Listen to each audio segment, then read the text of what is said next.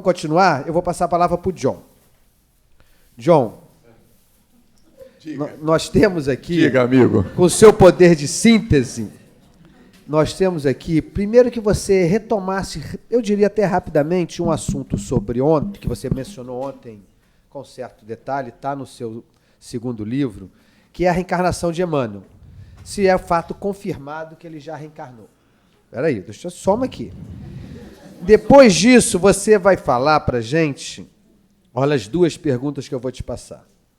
Se você esqueceu, eu posso te relembrar. Uma delas é, tendo convivido com o Chico por tantos anos, como vocês acham, mas eu estou passando para você, como vocês acham que ele aconselhava os pais de jovens que, tendo sido evangelizados na doutrina espírita, deixam de frequentar a casa espírita? Isso é uma palestra? Eu tenho que me preparar. É uma pergunta sem resposta, né? Mas levanta algumas coisas para a gente. E por último, John, querem saber das suas teorias que você mencionou sobre a foto do Chico orando na banheira. A foto do Chico, né? Você mencionou ontem que teria algumas ideias sobre isso, mas que se você pudesse discorrer sobre elas. Ok. Bom, sobre o retorno de Emmanuel, de todos os assuntos, pesquisador no campo da história, para a gente falar sobre um determinado assunto, nós precisamos de documentos, de depoimentos, de fontes que me asseguram a falar sobre esta questão. Eu destaquei ontem que o retorno de Emmanuel, o capítulo que eu coloquei no segundo trabalho, dentre muitos assuntos polêmicos que são ventilados, o movimento espírita é como qualquer outro movimento religioso, lida mal com o respeito pelas diferenças. Mas eu me senti, não foi o Geraldinho, o diretor do Vinha de Luz, que me pediu, eu gosto de destacar isso, não foi ninguém que me pediu, mas convivendo com o Chico nos meus 21 anos, de todos os assuntos polêmicos ventilados atualmente, este tiraria a tranquilidade, entre aspas, de Chico Xavier. Não, sim, eu vou explicar. Eu vou explicar aqui. Então, de todos esses assuntos, se reencarnou, se não reencarnou, psicografias que estão sendo psicografadas aí e assinadas pelo Espírito Emmanuel, enfim. Eu acho que o Chico, se ele estivesse aqui, em respeito à obra de Emmanuel, ele ficaria muito infeliz. E isso aconteceu em vida, porque a União Espírita Mineira, em 1999, publicou uma obra assinada pelo Espírito Emmanuel, que não foi através do Chico, através de um médium do estado de Minas Gerais. E o Chico chorou, o Geraldinho já nos disse isso, durante uma semana, porque não acreditava que a federação, que a União Espírita Mineira, fizesse o que fez com ele. E ele ainda tinha receios. Olha, se estão fazendo comigo em vida, você imagina depois da minha desencarnação. Vale aqui lembrar que hoje a União devolveu os direitos ao médium e não mais publica essas obras com a nova direção da União Espírita Mineira. Eu, particularmente, nessa convivência, ouvi várias vezes o Chico falando que Emmanuel retornaria. E coloquei na obra vários depoimentos. Depoimentos do Carlos Bacelli, do Eurípides e Gino, depoimentos do Geraldo, depoimentos da Sônia Barçante, presidente do Conselho Regional de Uberaba e da Aliança Municipal Espírita de Uberaba. Eu coloquei diferentes depoimentos. O depoimento do Divaldo Pereira Franco, ele já tinha colocado lá no YouTube, já tinha sido divulgado, 2 falas, ele dizendo sobre o retorno de Emmanuel, e alguém havia me dito que o Divaldo teria mudado de posicionamento. Enviei um e-mail para ele, no ano passado, em maio, a obra saiu em agosto, em julho, perguntando se ele havia alterado o posicionamento. Ele falou, não, para mim é um fato. Emmanuel está entre nós. Onde? no estado de São Paulo. No estado, são quantos habitantes? 50, 45, 50 milhões de habitantes. Existe uma certa inquietação no movimento, aí eu também discordo, para saber onde que ele está. Quem é? Olha, nós vamos acabar com ele, antes dele começar a tarefa, porque nós somos uns predadores. E sem aquela ideia também de criança índico, ou jovem índico, cristal, porque aí nós vamos acabar também de novo com ele. É uma criança comum, naturalmente, com grande responsabilidade. Deve atuar na área da educação. Mas não temos maiores informações. Mas como é que nós o reconheceremos? Através das suas obras. Conhece-se a árvore pelos frutos. Então é muito simples. Não é possível uma luz como o Emanuel se colocar uma luz dessa debaixo do alqueire. Como não foi possível com Chico Xavier. Em relação ao codificador, esteve entre nós e nós não o conhecemos. Nós estamos falando de pessoas que conviveram com ele. Então, meu posicionamento é esse. Naturalmente, respeito quem pensa diferente. Mas que o Chico, a preocupação que o Chico tinha com a obra de Emanuel, sinceramente, o dizer dele seria sim, sim, não, não. Alguém comentou que procuraram o Chico para perguntar e autorizar, só foram vários Emanuéis que foram atrás para confirmar com o Chico se de fato era o Emanuel. O Chico tinha uma expressão que a dona Nena, ela falou isso muito bem em uma de suas obras. O Chico falava assim, que beleza. O que beleza, dependendo da entonação, pode ser afirmação, negação ou indiferença. Porque o Chico não ia falar assim, não. O Chico ia falar assim com o médico, não, meu filho, só eu que recebo Emanuel. Chico Xavier falaria uma coisa dessa? Não. Oh, que beleza, gente. Me ajuda. Fulano, Beltrano. Então, para mim, é um fato. E coloquei isso, convido a vocês, eu me dediquei a esse capítulo, pedi ajuda ao Geraldo e outros amigos, me dediquei, como se eu estivesse tirando um peso do meu coração, da minha consciência, e dando o meu testemunho, sem desrespeitar absolutamente ninguém. John, só uma complementação. Claro. Aliás, o neto do Jarbas Leone Varanda esteve aí ontem, eu não sei se está aqui, e foi com Jarbas Varanda que duas pessoas foram ao Chico Xavier na década de 90 para o tal pedido de autorização, não é? E neste caso, o Chico nem disse que beleza, falou assim, olhou para o Jarbas e falou assim, olha, vocês me ajudem pelo amor de Deus. Né? Claramente mostrando o próprio depoimento do Jarbas para nós depois, antes de desencarnar, foi que, na opinião dele, o Chico desautorizou a obra de cara. E, infelizmente, ela foi publicada.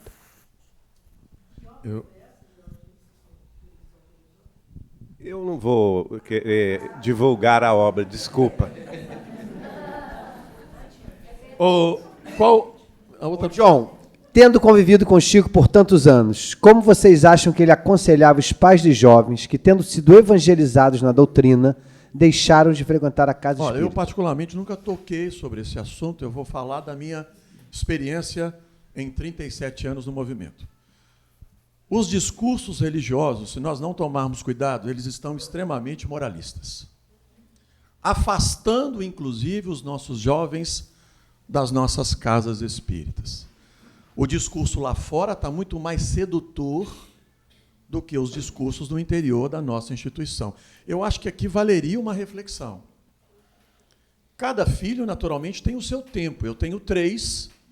Dos 3, um mora no Equador. O movimento espírita lá é absolutamente um mero desconhecido. Pouquíssimas casas em Guayaquil, no Equador. O mais novo não tem muito interesse. O do meio, de fato, aos 24 anos, assumiu o compromisso. Caiu na realidade. Sem forçação de barra. Então, primeiro ponto que eu acho que é importante. Vamos tomar cuidado, porque esse sintoma do afastamento da juventude das nossas casas, a evangelização não, vai bem. Mas quando entra na pré-mocidade e mocidade, há um afastamento generalizado. Uma das razões é a gente estar querendo mudar o mundo, mas esquece. E as crianças e os jovens também se espelham nos pais. Eu estou vendo 3 adultos que se espelharam em seus pais. E o que eles estão fazendo aqui? A mensagem foi dada, cada um no seu entendimento. Eu acho que o exemplo não convence, arrasta. Claro, os pais também não são perfeitos, mas a questão não é como, né? Não é o que, é como dizer. Como dizer. Então, fiquemos atentos nessa reflexão. O Chico nunca tocou, mas ele também nunca me convidou assim, forçando, você precisa ser, sem dizer nada. Chico Xavier dizia tudo.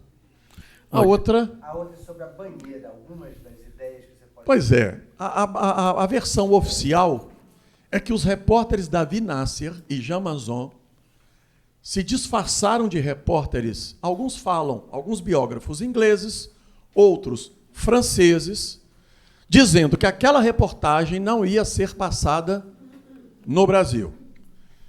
E que o Dr. Rômulo Joviano estava impedindo que eles tivessem acesso ao Chico, e para que tivessem acesso, estes repórteres, de acordo com alguns biógrafos, ameaçaram o sobrinho, Emanuel Luiz, para que essa reportagem fosse publicada.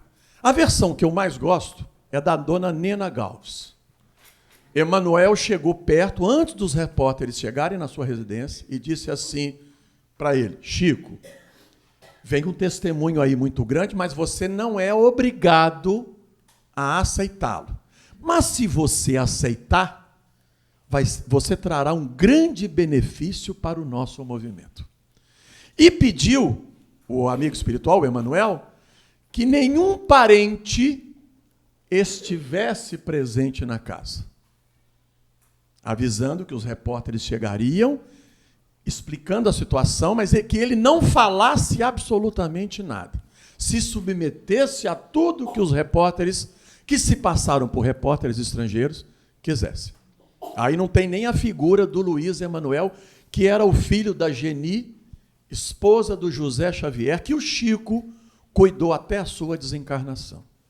E aí fizeram aquele estardalhaço, o Chico no final, e aí foi desrespeitoso por parte dos repórteres de não ter publicado aqueles livros autografados com os nomes ao nosso querido Davi Nasser de Emmanuel, ao nosso querido Jean Manzon de Emmanuel. Eles viram isso na redação, antes da finalização da matéria, ignoraram e publicaram.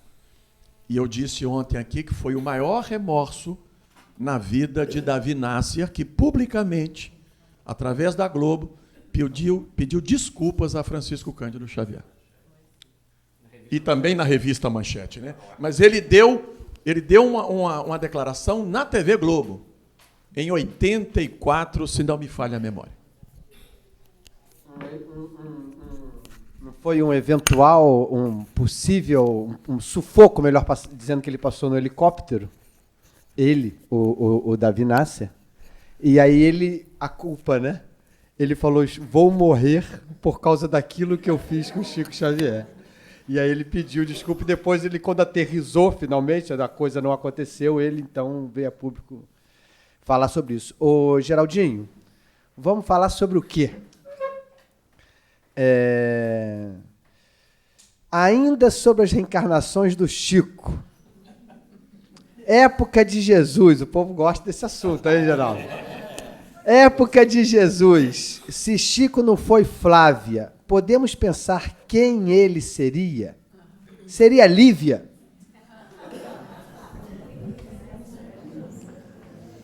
Eu acho que há uma fixação do movimento espírita em querer pintar Chico como mulher. Não é? Nós temos que tirar. Isso é um clichê mental, gente, que está na cabeça de muita gente. Isso não desmerece, a minha afirmativa aqui não desmerece as mulheres, pelo amor de Deus, não é? Mas acontece o seguinte, vamos ser lógicos. A doutrina espírita é uma doutrina que prima pela lógica, não é? Fé verdadeira só o é aquela que encara a razão frente a frente em todas as épocas da humanidade. Então vamos aos fatos. Fato. Chico Xavier foi o maior fenômeno humano e mediúnico depois de Jesus na humanidade terrestre nos últimos 2000 anos. Alguém discorda dessa afirmativa? Isto é fato, não é? 500 livros publicados. Todas as faculdades mediúnicas em máxima expansão. Além disso, a obra caritativa, benemérita, de amor ao próximo que ele realizou é imensurável, incalculável. Centenas de milhares de pessoas foram atendidas por sua bondade. Em 75 anos de exercício mediúnico com Jesus e Kardec, sem interrupções, não é? Isto é um fato. Esta personalidade, pela lógica, há que ser uma personalidade próxima de nosso Senhor Jesus Cristo. Isto é lógico, não é? Nosso Senhor Jesus Cristo é o governador da terra. Este é um fato também dito nas obras espíritas, pela quase generalidade dos médiuns e já aceito por todos nós. Ora, Jesus Cristo, como governador espiritual da terra, iria designar uma tarefa de tamanha importância, como essa tarefa de Chico Xavier, a qualquer espírito? Será possível isso?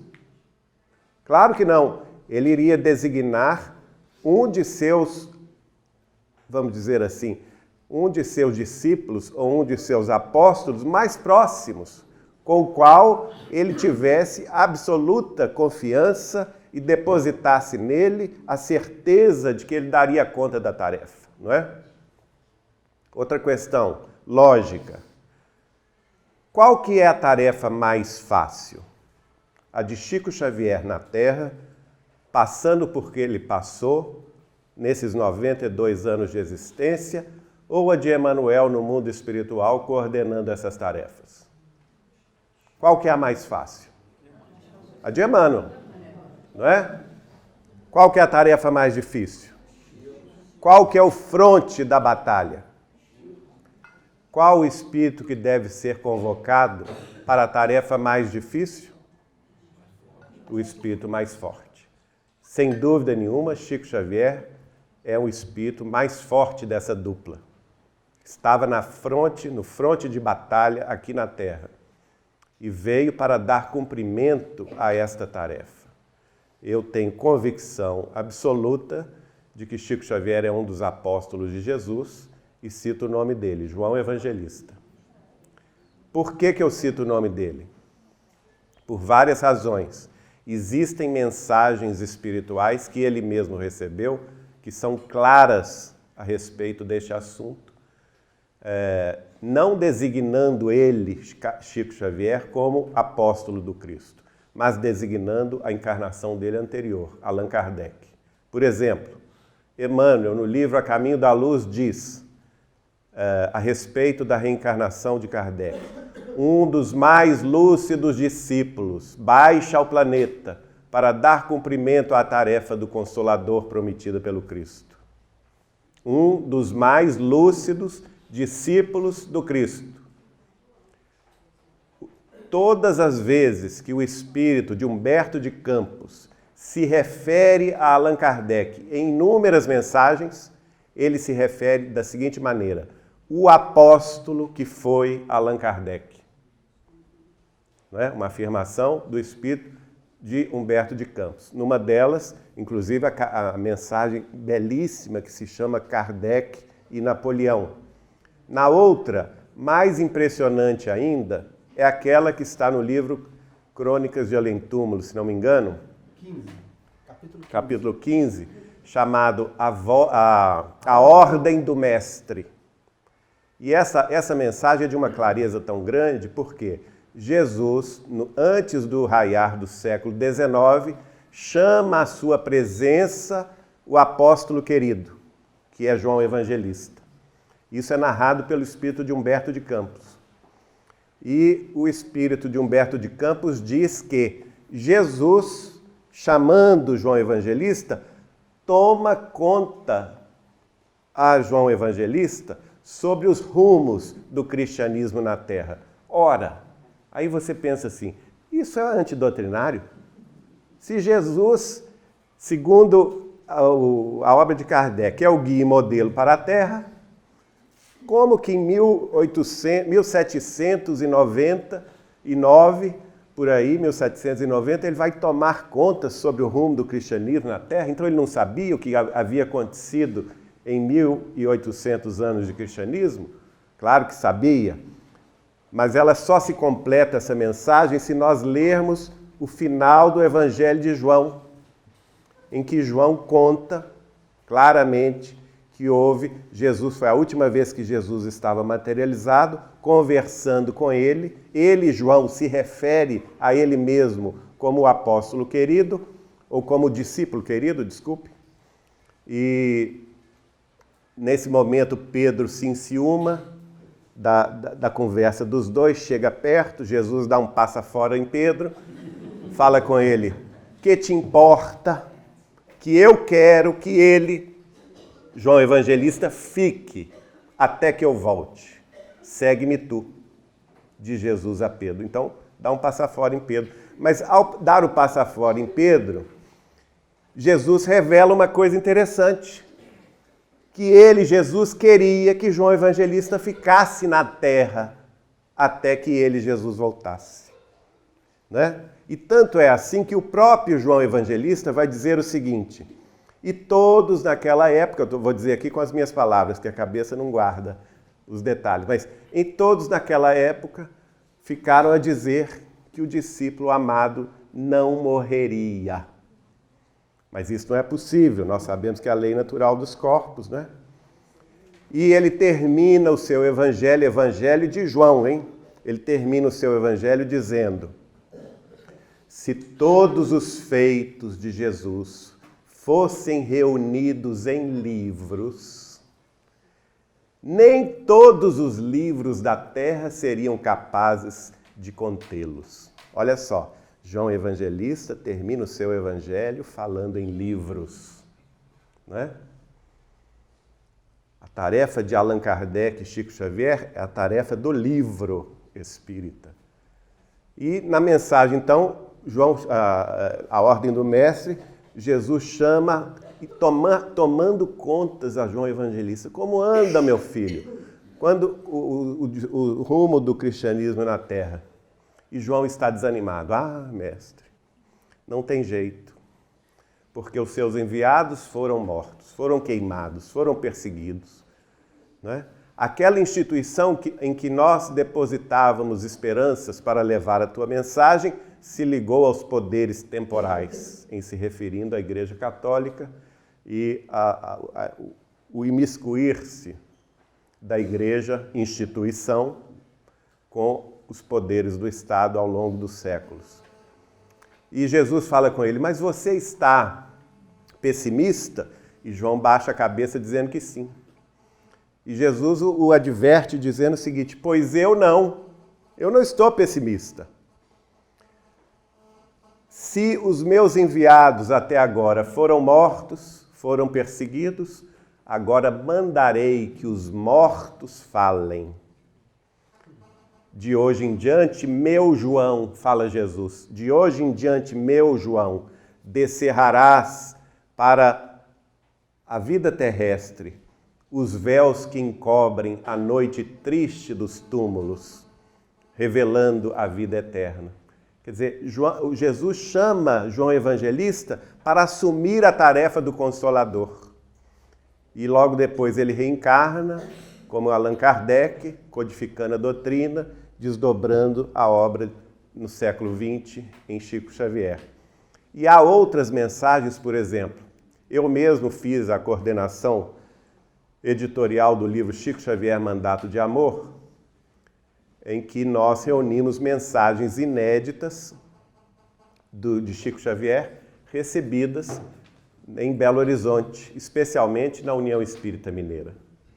E essas mensagens foram reunidas no livro Chico Xavier, Mandato de Amor, e só em 1992, era o 65º ano de aniversário da mediunidade de Chico. E eu não vi, olha só, eu não vi que dentre essas mensagens que Chico Xavier recebera na sede da União Espírita Mineira, por ocasião do aniversário de nascimento de Kardec, e também por ocasião do aniversário de morte de Kardec, 31 de outubro, em anos variados, algumas delas do espírito de Cassimiro Cunha, se referiram claramente, está lá, podem ver no livro, elas se referem claramente a Allan Kardec como sendo discípulo amado do Cristo.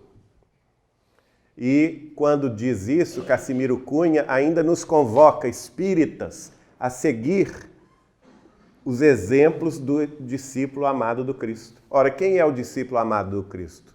É João Evangelista, não é? Então, nós temos convicção de que este é o fato. Nós sabemos que ele teve, pela informação do próprio Chico, a vida como Francisco de Assis, tudo a ver com Chico Xavier, não é? Ocorreu um fato mediúnico, eu não pensava nisso, em hipótese alguma, nunca conversei sobre isso com Chico, mas quando recebi a obra Inácio de Antioquia, pela psicografia, e o espírito de Teóforos nos mostrava algumas cenas para eu poder entrar mentalmente na história, todas as vezes que aparecia o apóstolo João Evangelista trabalhando, eu mediunicamente via Chico Xavier e não entendia. Olha o que é a cabeça da gente, né? Como eu não estava preparado para aceitar essa verdade, eu via Chico e não entendia. Como que Chico está na pele de João Evangelista? Até que um médium amigo com quem eu trabalhava, o Ivanir Severino da Silva, recebendo o irmão José, me fala: Geraldo, isso que você está vendo na psicografia do Inácio de Antioquia é isto mesmo. Um e outro são o mesmo espírito. Quer dizer, eu tive que ter a explicação de um fato que eu estava vendo, enxergando e não vendo, não é? E depois, aquele companheiro lá do norte, como é que chama? Que estuda o Evangelho? Severino Celestino. No centenário de Chico Xavier, nós participamos de um seminário conjunto na cidade de Campina Grande, e ele me revela que ele quis ir ele ia ver Chico Xavier e Chico Xavier desencarnou. E ele tinha perdido o avião e tal, em Campina Grande, ficou naquela paixão de não ter ido ver o Chico antes dele desencarnar, e o Chico desencarnou, e ele também não conseguiu ir ao enterro do Chico. Ficou com aquele sentimento e de repente ele sonha com o Chico alguns dias depois. E o Chico fala com ele: Severino, você quer ver meu enterro? E ele fala: quero, Chico. Então eu vou te levar para você ver meu enterro. E ele sonhando espiritualmente, naturalmente, desdobrado, o Chico o levou até Uberaba. E ele viu aquela multidão em Uberaba, o caixão do Chico, mas o caixão estava meio aberto. E ele com aquela curiosidade de ver, né? Ver o corpo. E ele me contou o seguinte, e ele conta isso de público, isso está gravado lá nesse seminário de Campina Grande. Ele conta de público o seguinte, que então ele pede ao Chico: Chico, mas eu posso ver o seu corpo? Pode, meu filho, vai lá, observa. Quando ele vai observar o corpo, ele leva um susto, porque ele não vê o corpo do Chico, ele vê o corpo de Francisco de Assis, inclusive com as sandálias e a vestimenta de Francisco de Assis. Meu Deus do céu. Cada história, né, gente?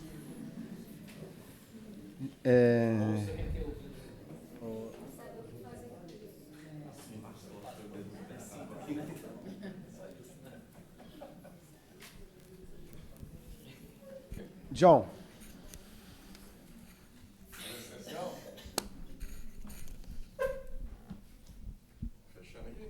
Não sei. O essencial? Eu vou repetir. Nós espíritas estamos nos preocupando muitas vezes com coisas absolutamente desnecessárias e esquecemos do essencial. Parafraseando aquele diálogo que o Cristo estabeleceu com Marta. Marta, Marta, andas inquietas com muitas coisas, porém uma só é necessária. Maria escolheu a melhor parte, e esta não lhe será tirada. Eu fico me perguntando, finalizando esse nosso encontro, esse belíssimo encontro, o que de fato é essencial em nossas vidas. Não é fácil, aqui é muito tranquilo, não é? Somos amáveis aqui uns com os outros, pisou no pé, desculpa, perdão, mas o testemunho lá fora, que dificuldade. É aquela contradição que eu disse ontem, isso falando mais como psicólogo. Muitas vezes nós procuramos a casa espírita para resolver um problema que a gente não deseja a solução. O desejo para a psicologia é uma coisa muito mais profunda. A gente tem uma vontade de ser bom. Ficar ao lado do Chico e chegar em Pedro Leopoldo, como eu disse a vocês, uma semana eu ficava bonzinho. Mas depois voltava a ser eu mesmo. Então, se nós indagássemos o Cristo sobre Chico Xavier, eu acho que ele usaria aquelas mesmas palavras. Chico Xavier escolheu a melhor parte, e esta não lhe será tirada. A frase que o Chico mais eu vi ele repetindo, e eu acho que é a que ele mais gostava, a que ele mais gostava é o amai-vos uns aos outros como Jesus nos amou, eu diria. A segunda, fora da caridade não há salvação. É o BIP, né? Como diz aí a Helenir, não é isso? É o BIP. Benevolência. Indulgência. Que coisa fácil. Indulgência mais fácil ainda. E perdão das ofensas. Maravilha. Será?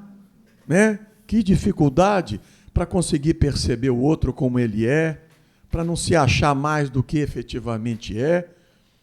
Por isso que eu trouxe ontem o fato do Chico ter passado por um quadro depressivo. Que bacana para nós espíritas. Porque se um homem como ele passou por tenho a impressão que ele passou por muitos quadros delicados, mas olha, com uma diferença. Chico Xavier demonstrou uma fidelidade ao Cristo que, sinceramente, eu não tenho. Sei o que devo ser e ainda não sou. Sabemos todos o que devemos ser e ainda não somos.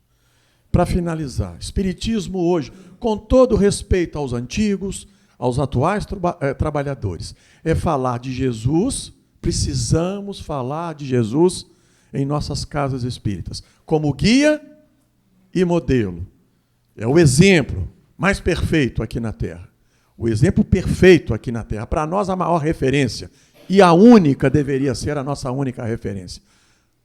Kardec, o nosso codificador. E Chico Xavier, o nosso exemplificador. Se codificou a doutrina em 15 anos, exemplificou em 75 anos. Muita paz.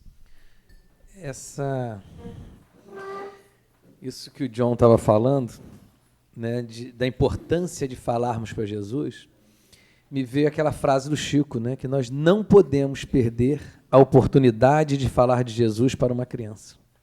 E aí me voltou a pergunta que foi feita anteriormente ao John, né, o que a gente faz com os nossos jovens que não querem se afastar. Uma vez, Leonardo, preocupado com a questão da evasão da mocidade, especificamente nesse assunto, era em relação à mocidade do Cavalão, onde as crianças vinham, né, e que chegavam por volta dos 14, 15 anos e iam embora, porque o apelo que tinha lá fora era muito grande para eles. E Leonardo levou esse questionamento ao Chico. Chico, as crianças quando chegam com 13, 14, 15 anos não vão mais na casa espírita. Com que idade que essas crianças costumam chegar lá? À época, era por volta dos 3 anos. Hoje a gente tem evangelização de bebê, inclusive. Aliás, evangelização de gestantes, né, para começar a tratar antes. Mas, naquela época, era com 3 anos que as crianças chegavam. Aí o Chico falou assim, então eles ficam dos 3 até os 13 anos? Aí o Leonardo falou, 10 anos de Jesus já é bastante tempo para eles. É mais do que suficiente. É mais do que suficiente para a caminhada.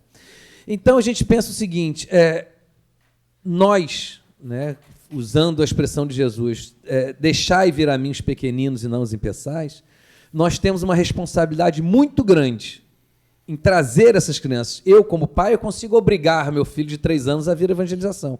Na maioria das vezes, não precisa nem obrigar, eles pedem para vir. Agora, quando chega com 13, 14 anos, a briga às vezes já é grande. Mas se eles receberam a base durante 10 anos e têm nos seus pais uma referência de moralidade e de cristãos, não se preocupe se eles não vierem com 14, 15 anos, porque eles voltarão com 20 e serão homens, pessoas, né, na sociedade do bem. Então, acho que essa preocupação, quando a gente começa a se preocupar em evangelizar nossos filhos com 14, 15 anos, nós já perdemos muito tempo. Então, a questão toda da evangelização, eu acho que é esse momento de trazer quando a gente pode, levar para eles o máximo de exemplo quando a gente pode, porque nós não podemos perder a oportunidade de falar de Jesus para uma criança. Então, eu não podia deixar de comentar isso, porque me veio essa ideia na cabeça agora. E aqui no Jeff todo mundo sabe a frase da dona Elenir, né? Quem come do meu pirão tem que ser da minha religião. Ô, João, eu estava lembrando, eu gosto muito do livro do Adelino Chico de Francisco. É um livro simples, mas o título é sugestivo. O título é sugestivo e ele escreve muito bonito, o Adelino. O Adelino é uma pessoa simples, né? A gente conhece ele e escreve muito bonito. Tem uma hora que ele fala do Chico, no entre vírgula, ele fala assim, Chico Xavier, na serena convicção dos que frequentam o essencial das coisas. Olha que expressão bonita em relação a Chico. Você falou do essencial, eu lembrei disso. Então ele adjetiva Chico Xavier com essa frase, né? Chico Xavier, na serena convicção dos que frequentam o essencial das coisas. Bonito, né? Expressão poética, né? O Adelino fala do Chico. Passar para o Geraldinho, conversar com a gente um pouco sobre um tema, que eu não sei como ele fala desse tema em 5 minutos, eu não sei como é que você se vira para fazer isso. 10 minutos, que é esse do 2019. Vocês viram, né? Acho que uma boa parte de vocês já ouviram esse depoimento, vídeo no YouTube, ou o próprio documentário. Então, foi feita essa pergunta para você fazer algum conhecimento, alguma consideração sobre esse assunto. E, ao mesmo tempo, também, que são assuntos que se colam, sobre essa questão da ufologia. Eu sei até que você está indo para um congresso, né, de ufologia agora em julho, se eu não me engano, né? Então, que você tocasse um pouco nesses temas, que ainda gera, eventualmente, algum, eu diria assim, algum frisson, como se fossem assuntos diferentes dos que a gente trata cotidianamente. Isso aqui é maldade, né?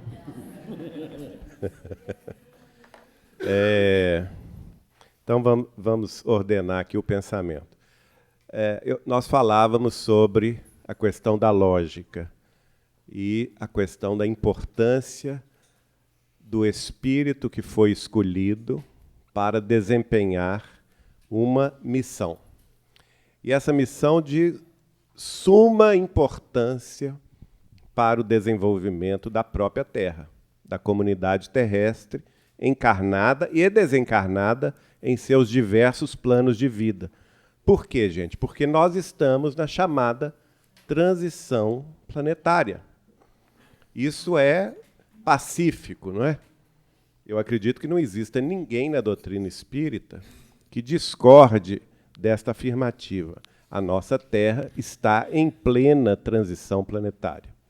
No livro A Gênese, capítulo 18, Allan Kardec vai destinar um tempo grande discutindo o assunto. O título do capítulo ele chama de Sinal dos Tempos. E ele nos explica que os espíritos disseram a ele que a transição planetária da Terra, de mundo de expiações e de provas, se encaminhando para a condição de mundo em regeneração, começara 100 anos antes da codificação espírita. Então, 1 século antes. Então, é um período longo, não é? Pois bem, agora eu já vou dar um pulo com ele mesmo reencarnado em Chico Xavier, no livro Plantão de Respostas, em que se pergunta a Chico Xavier qual a opinião de Emmanuel a respeito de quando a Terra seria um mundo em regeneração. E o Chico é peremptório, ele responde no livro Plantão de Respostas, edição da Cultura Espírita União de São Paulo. Emmanuel afirma que a Terra será um mundo em regeneração, um mundo regenerado em 2057. Está lá, no livro. Ora, unindo uma coisa a outra, por que o Emmanuel não falou 2060? Por que ele não falou 2045? Por que ele falou 2057? Porque 2057 completa 200 anos de codificação espírita, que começou em 1857, e se a gente unir com a informação de Kardec, completa 300 anos de transição planetária. Tá certo? Então, a transição planetária demora 300 anos. E o Chico completa na sua resposta de transição planetária que Emmanuel afirma, no entanto, que para que isto ocorra, ou seja, para que a Terra chegue à condição de mundo regenerado em 2057, será necessário que várias transformações se acelerem no concurso do tempo para que as instituições se renovem. É exatamente isso que nós estamos vivendo, né? E essa questão está muito vívida. Todas essas informações contraditórias, porque o velho homem e as velhas instituições terrestres têm que ruir. Têm que ruir. Para quê? Para que as novas instituições ressurjam dessas cinzas, né? Aquela imagem da fênix que volta a viver e voar a partir das suas cinzas. E nós estamos exatamente nesse momento. Agora, com relação a 2019, é um subperíodo aí dessa questão, uma conversa que eu tive com Chico em 1986. Um detalhe, Chico Xavier não conversou só comigo. Ele conversou com Marlene Nobre, ele conversou com Neuza Arantes, que durante muitos anos cuidou dele em Uberaba, né? Ele conversou com várias pessoas, com Weimar Muniz de Oliveira, que deram esses testemunhos também, corroborando este assunto. Para mim, ele foi claro, porque eu questionei a ele sobre essa questão do Brasil ser coração do mundo e pátria do Evangelho. Eu tive essa ousadia e essa coragem de dizer a ele que nós temos que imaginar que em 1986, quem viveu esse período sabe muito bem, o Brasil era muito pior do que era hoje, né? Apesar de toda a dificuldade de hoje, nós vivíamos uma crise muito profunda, uma fome muito grande, o país não tinha nem reservas internacionais para comprar petróleo, era uma coisa terrível. E eu, então, falei com o Chico, mas como, Chico, que o Brasil vai ser coração do mundo, pátria do Evangelho? Eu acho que esse livro é muito ufanista. E levei uma bronca sarada. Né? Quem pensa que o Chico era mole não conheceu o Chico Xavier. Ele me deu uma bronca mesmo e falou, e você, Geraldinho, está querendo privilégios para a pátria do Evangelho? Quando o fundador do Evangelho viveu no meio da pobreza, sem condições materiais para nada, perseguido dos da própria raça, que não o compreenderam, perseguido e preso pelos romanos, foi açoitado no caminho do Gólgota para ser crucificado entre dois ladrões, não é?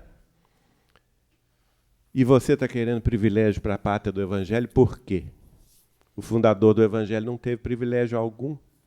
E a partir daí ele começa a falar sobre o destino do Brasil nesse novo mundo regenerado, e ele me revela que a afirmativa de Emmanuel no livro A Caminho da Luz, em que Emmanuel afirma que a comunidade das potências angélicas que dirigem o sistema solar, notem bem, Emmanuel não se referiu a espíritos humanos, não. Emmanuel se referiu a potências angélicas que dirigem, não a Terra, dirigem o sistema solar inteiro. Que ela havia se reunido 2 vezes na face da Terra, a primeira quando da formação da Terra, e a segunda quando da encarnação de Jesus. E que ela se reuniria uma terceira vez no final do século XX. Estava programada uma terceira reunião dessas potências angélicas, das quais Jesus é uma só. Nosso Mestre e Senhor é uma potência angélica do grupo que dirige o sistema solar. E aí o Chico me revela, pois bem, esta informação de Emmanuel já aconteceu. Esta reunião aconteceu no dia em que a Apolo 11 desceu na face da Lua, no dia 20 de julho de 1969. E esta comunidade, preocupada com os rumos bélicos da humanidade, e principalmente pelo fato do homem já ter capacidade técnica de sair do solo do planeta Terra e alcançar outros corpos celestes no sistema solar, que deveria se impor à Terra, segundo o pedido de outras potências angélicas, o Instituto da Justiça Divina, cobrando das comunidades terrestres os milênios de débitos clamorosos que lhe pesam sobre os ombros nas guerras e disputas sucessivas. E, segundo Chico, foi Jesus, ainda uma vez mais, quem defendeu a nossa causa, pedindo paciência e pedindo mais prazo para a humanidade terrestre, ainda solicitando que o Instituto da Misericórdia Divina prevalecesse sobre o Instituto da Justiça Divina. E assim, depois de muito debate, segundo Chico Xavier, ficou definido que daria-se à Terra um prazo de 50 anos. Segundo Chico Xavier, esse prazo está no Apocalipse de João Evangelista, né? A referência como a 1/10 hora, ou a hora derradeira, que é justamente aquela que precede as grandes transformações. Então, nós estamos vivendo isso. Basta fazer conta, né? 20 de julho de 1969, 50 anos. Qual que é a data? 20 de julho de 2019. Por isso que existe o 2019. Né? O Chico jamais falou, muita gente confunde as coisas, né? Jamais falou que vai ter guerra no dia 20 de julho de 2019, que o mundo vai acabar. Eu até vi palestra de pessoas até esclarecidas falando: Chico Xavier nunca falou sobre esse tema, né? Nunca que o mundo vai acabar. Gente, eu não disse isso. Chico Xavier não disse isso. As pessoas precisam estudar com mais critério, com mais lealdade ao que está escrito e o que está dito, né? Então, tudo faz parte de um processo. Aliás, a guerra nuclear poderia ter acontecido na década de 60, quando, daquela questão lá da Guerra Fria de Cuba, poderia ter ocorrido a guerra nuclear entre a Rússia e os Estados Unidos, e não ocorreu, né? Como poderia, várias crises nós vencemos nesses últimos 40 e tantos anos. Já se passou vai agora em julho, 48 anos do prazo, só 2 anos. Não é possível que a gente vai morrer na praia, né? E o Chico dizia, com esperança, o seguinte: passados os 50 anos, nós estamos num período de exceção. Por isso essa confusão toda, né? Trump nos Estados Unidos, né? O ressurgimento aí de movimentos mais guerreiros, no sentido mais egoísticos, no cenário internacional, essa confusão toda em torno de corrupção, tudo isso faz parte do chacoalhar das velhas instituições, que estão modificando a maneira de viver da Terra. Isso é doloroso, não é? Agora, o Chico me diz o seguinte: se a gente conseguisse, se as nações mais poderosas e armadas da Terra, se conseguirem vencer esse período de 50 anos, ou seja, chegarmos em julho de 2019, daqui a 2 anos, sem nos lançarmos, essa é a condição dessas potências angélicas, sem nos lançarmos a uma guerra de destruição nuclear, que teria consequências imprevisíveis e devastadoras. Se a gente conseguir isso, falta só 2 anos, né? Aí ele me fala: nenhum de nós pode prever os avanços que nós teremos a partir de julho de 2019. E dentre esses avanços, ele explica primeiro, uma coisa que não existia em 1986, o acesso geral à informação. Hoje nós temos isso através da internet, gratuita, não é? Segundo, a medicina iria se expandir de tal forma que seria possível a ela cuidar e descobrir a cura de todas as doenças. Se vocês observarem as notícias que estão aparecendo no YouTube, vocês vão ver que isso já está, de certa forma, acontecendo, não é?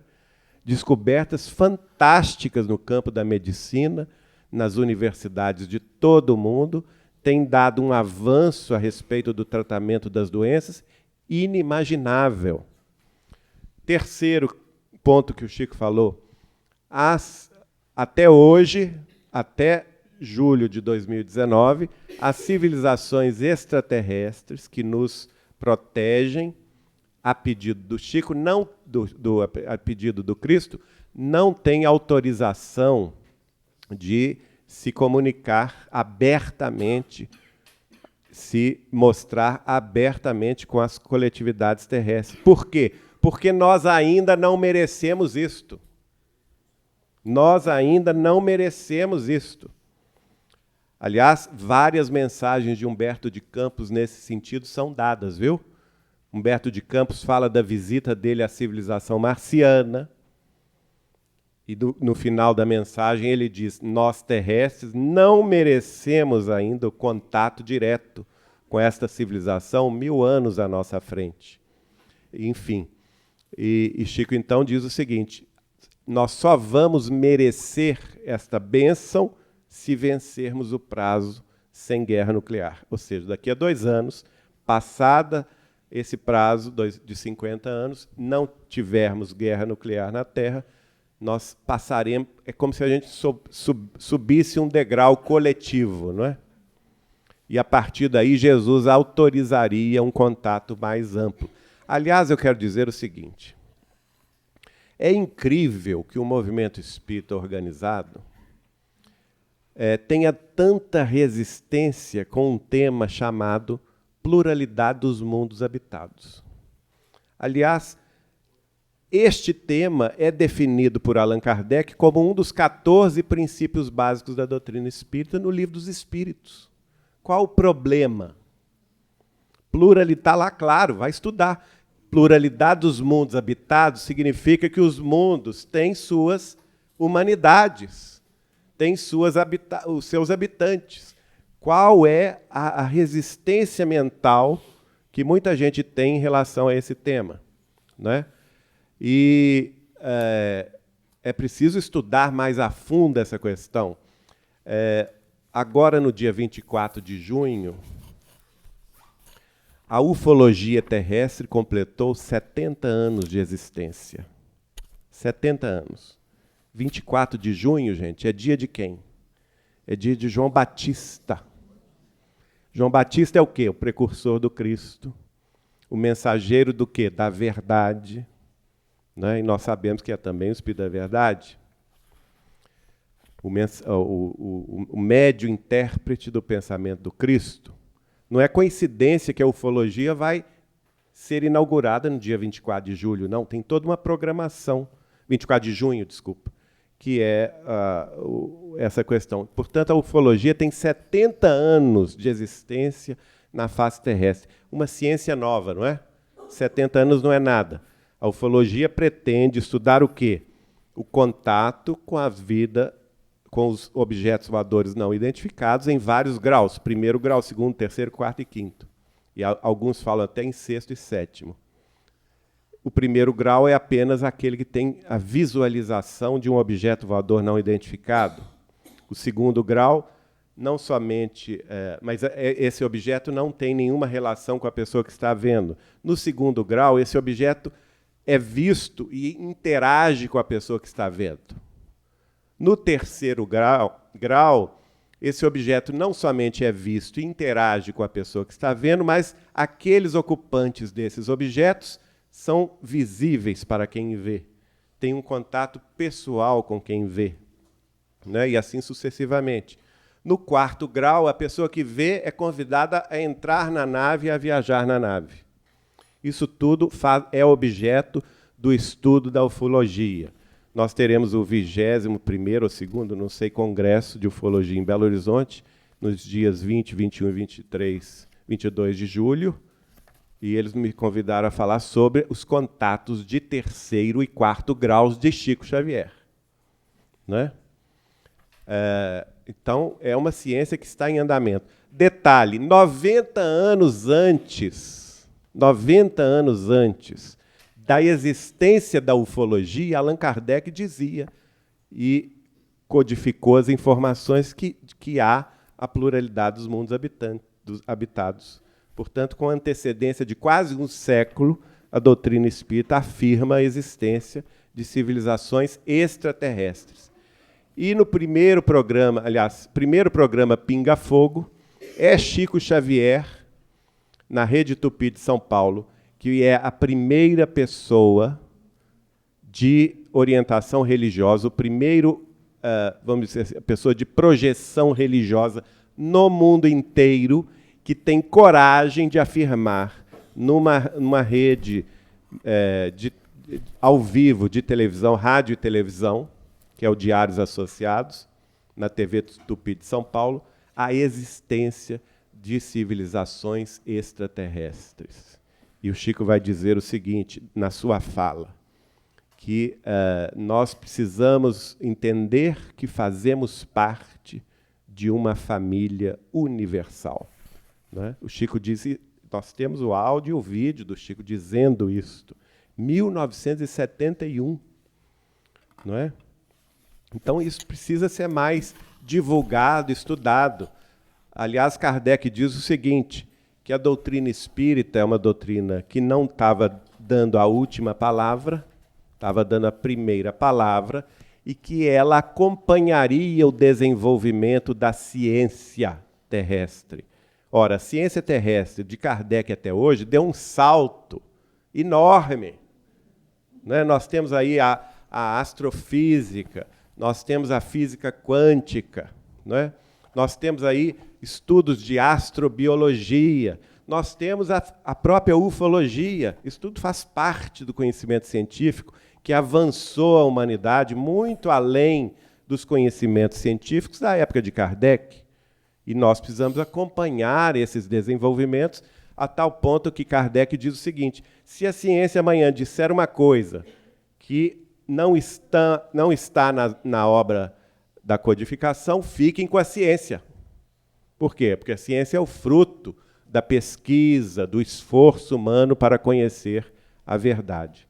Então, nós estamos, sim, diante desse grande momento extraordinário, que é vencer daqui a 2 anos esse subciclo de 50 anos ao qual o Chico se referiu. Eu tenho plena convicção e fé de que nós vamos conseguir chegar lá sem a guerra nuclear e, a partir daí, o que ele disse no plantão de respostas vai se confirmar. Se a gente vence essa prova, é como se a humanidade terrestre inteira estivesse sob o domínio de uma prova, não é? E se ela passar de ano, passar dessa prova, o aceleramento das transformações vão acontecer, sim. Não tenham dúvidas a esse respeito, não é? O aceleramento das mudanças vão acontecer de forma tal que de 2019 até chegarmos a 2057, que são mais 30 e poucos anos, né? vai fazer com que a humanidade entre em um novo patamar. Agora tem uma questão matemática também. Uma das coisas que Chico me revela nessa conversa é que o último ano da encarnação na Terra de espíritos provenientes das sombras e das trevas seria o ano 2000. Depois do ano 2000, não mais seria permitida a reencarnação na Terra, na face da Terra, de espíritos provenientes das sombras e das trevas terrestres. Né? Eles seriam já degradados a outro mundo. Um mundo muito primitivo, que ainda vive, também dirigido por Jesus, de nome Quiron, que vive ainda na época das cavernas. Não é? E o próprio Kardec vai analisar essa questão no capítulo 18 de A Gênese, capítulo Sinal dos Tempos, dizendo que, no momento do progresso dos mundos, há uma substituição de espíritos. Os mais atrasados, ou aqueles mais recalcitrantes no mal, nos vícios, nas guerras, não é? Eles vão se envergonhando das próprias mazelas e vão sendo afastados e substituídos por outros mais evoluídos. Então, espíritos de planos mais lúcidos passam a encarnar naquele mundo para que aquele mundo, em alguns anos, tenha massa crítica de espíritos encarnados para fazer a sua própria evolução. Então, um desses espíritos, o Chico me revela quem é Emmanuel, que vem, no ano 2000, chefiar uma falange ligada à religião e à espiritualidade. Não é? Outro que ele me revela, Vitor Hugo, que viria também no Brasil chefiar uma falange de artistas, músicos, pintores, literatos, poetas, atores, que viriam também dar um impulso nas artes no século XXI. De forma tal que o Chico me fala o seguinte: se o século XX no futuro será conhecido como o século da tecnologia e da ciência, o século XXI será conhecido como o século da espiritualidade e das artes. Não é? Então, nós estamos dentro desse processo. Ora, quem nasceu nos primeiros anos do século XXI, 2000, 2001, 2, 3, 4, 5, até 2010, em 2057 terá quantos anos? 50, entre 40 e 50 anos. Já estarão tomando os postos de comando da Terra, com 40 e 50 anos. É uma questão lógica. Né? Esses espíritos, a eles é que está sendo dada essa tarefa da grande modificação dos rumos terráqueos. Maravilha, né? Quem achou que 9 a meio-dia era muito, acabou já. E nós nem fizemos tudo. Eu estava vendo a gente prestando tanta atenção, né? Estava lembrando que há uns anos atrás, de fazer umas palestras aqui, outras ali, eu descobri que quando a gente está assim, baixando o tom, que as pessoas não estão te acompanhando, que às vezes a gente que está aqui falando sente isso, né? Aí eu começo a falar do Chico. Aí chama todo mundo de volta. Aí depois eu li um dos biógrafos do Chico, eu não lembro quem falando isso, que um determinado orador uma vez falou para ele que quando a palestra não está boa, começa a falar do Chico e todo mundo presta atenção. É impressionante como é a personalidade que magnetiza a gente, né? Então a gente vai deixando algumas perguntas para trás e pedindo desculpas por isso. A gente vai terminando. Contar para vocês, para terminar, a última vez que eu tive, só um fato prosaico, mas que eu quero contar, a última vez que eu tive em Uberaba foi no ano 2000, janeiro de 2000, saindo do Sul. Quando eu fui para o Sul, eu, infelizmente, fui menos a Uberaba. Eu achei que era pela distância, mas hoje eu vejo que eu era bobo, não era a distância que me impedia de ir, mas acontece. E aí, em janeiro, mamãe ia lá, fui eu e Júnior, que está por aí. Nós fomos, eu encontrei eles no caminho, não estava aqui em Niterói, encontrei eles lá já. Aí fizemos aquela peregrinação e o Chico muito velhinho, né? E o Chico velhinho, eu não sei o que o Geraldo e o John falam disso, mas a nós aqui um pouco deu uma desestabilizada, no sentido que talvez a gente não achasse que o Chico ia passar pela senilidade ia passar pela dificuldades com a palavra, repetindo coisas, ou seja, a senilidade, né? Tanto física quanto física. E a gente, não sei, parece, como diz o Leonardo, parece que a gente achava que era o Highlander, né? Que não iria acontecer nunca. Deu uma certa desestabilizada, mas obviamente, naturalmente, a gente metabolizou isso, né? Mas nesse momento o Chico se alimentava com muita dificuldade, e mamãe, então, em frente no local que o Chico ficava, na mesma copa, onde sempre comia, a mamãe estava dando comida para ele, ajudando ele a se alimentar. E o Chico, aquele bom humor a toda prova, né? A toda prova. Um negócio. Eu lembro da mensagem de Eça de Queiroz para o Chico, lá nos anos 30, convocando o Chico ao bom humor. Uma mensagem muito bonita, né? Do grande escritor português. Ri-se o mundo de nós, riemos-nos nós do mundo. Eça de Queiroz fala com o Chico nesse momento, né? Que o Chico estava cabisbaixo. Passei por aí e vi você, tanta bobagem na sua cabeça de jovem. Muito bonita essa mensagem. Enfim, o Chico nesse bom humor a toda prova, e mamãe querendo puxar assunto, vamos botar entre aspas não, posso tirar as aspas, com o velhinho, né? Como a gente puxa assunto com o velhinho, né? Então mamãe falou meio alto assim para ele: Chico, você vai fazer 90 anos. Janeiro de 2000, né? E o Chico falou assim: coisa horrorosa, né, Lili? É muita cara dele, né? Coisa horrorosa, né, Lili? Aquele personagem que tinha da Gildo Ribeiro, né? Que coisa horrorosa e tal. Então era isso. O Chico, aí eu fiquei vendo a gente entre sexta-noite e agora, como a gente riu, né? Bastante aqui, não foi? E o Chico era isso. A gente não eu acho que às vezes a gente não esperava com o que ele ia falar, né? Que se o assunto se pusesse um pouco mais, ele sentia a necessidade, ele já abaixava a guarda de todo mundo com o bom humor dele, né? Era sempre muito agradável estar do lado dele. Então esse bom humor que permeou nossos últimos 3 dias aqui é o bom humor característico do Chico. Era esse tipo de ambiente que ele cultivava ao nosso redor. Então nós conseguimos viver e vivenciar isso aqui um pouquinho esses dias. E aí então nós estamos terminando, Léo, né? Eu não sei o que você está programado aí da prece. Antes da prece, agradecer a presença de todos nesses 3 dias.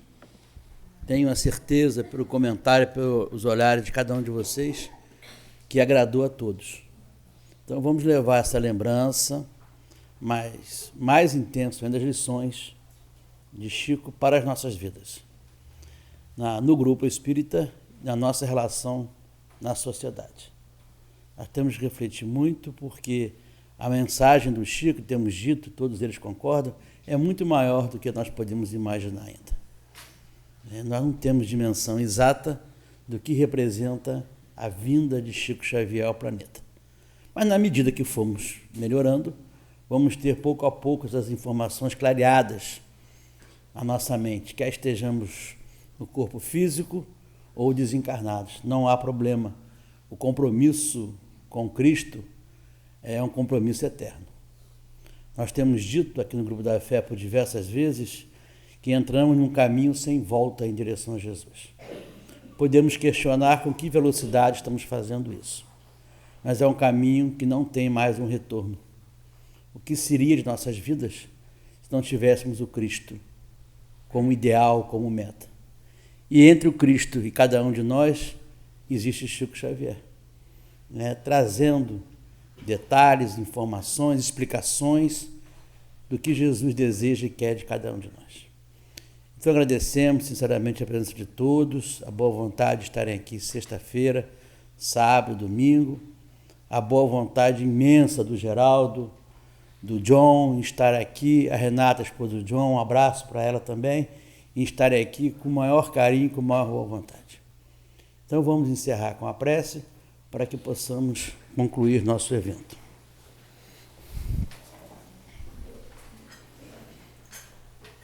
Amado Mestre Jesus,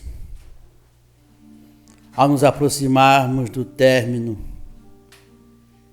de 3 dias de alegrias, de esperanças renovadas, trazendo o Teu Evangelho à Terra, mais próximo de cada um de nós, através das lições do Teu apóstolo, da vida integral dedicada à Tua causa, o nosso Chico.